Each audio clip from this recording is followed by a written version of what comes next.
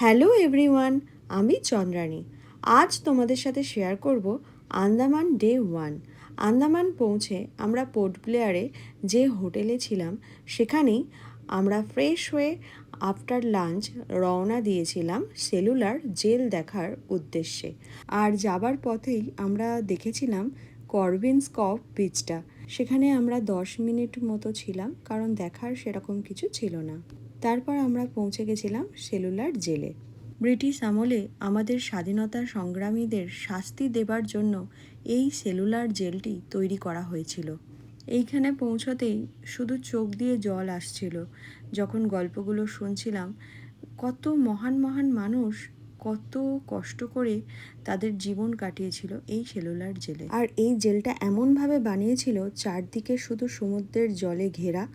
আর দেখো কত মোটা মোটা বড় বড় দেওয়াল, আর সেই ঘরের গেটটা শুধু দেখো, মানে পালাবার কোনো পথ ছিল না। আর এখানেই ছিল বীর সাভারকারের সেল। বীর সাভারকারজি কতটা আত্মবলিদান দিয়েছেন আমাদের দেশের জন্য, সেটা তো বলার জন্য কোনো অবকাশ নেই আমাদের কাছে।